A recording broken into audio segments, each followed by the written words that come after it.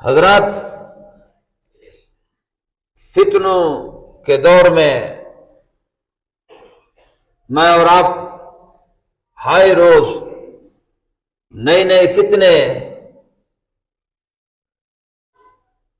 ہمارے اور آپ کے سامنے آتے ہیں، اور اس فتنوں سے اپنا ایمان بچانا نہایت مشکل ہے، چونکہ ہم لوگوں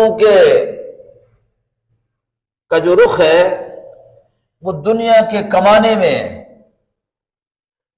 اسی طرح ہم لگ گئے کہ بس صبح شام دنیا، پیسہ، رقم، شب و روز اپنی زندگی میں بس ایک ہی رٹ ہے کہ کسی بھی طریقے سے مال کو حاصل کیا جائے، اور دنیا کے اس دوڑ میں ہم بھی اور ہمارے بچے بھی ہر ایک سے آگے چلیں۔ گھر ہمارا سب سے خوبصورت ہونا چاہیے، کاروبار سب سے خوبصورت ہونا چاہیے، اور بچے خوبصورت طریقے سے جیے، ہر سہولت ہمارے گھر میں موجود ہو، یہ ہر باپ کی خواہش ہوتی ہے۔ مگر پتہ نہیں اس امت کو کیا ہوا کہ دنیا کے حرص اور لالچ نے ہمارے دلوں کو اتنا غافل کر دیا آخرت سے کہ ہم جس مقصد کے لیے اس دنیا میں آئے تھے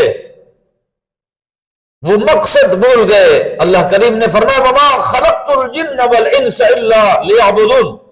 اور ہم نے نہیں خلق کیا جنوں کو اور انسانوں کو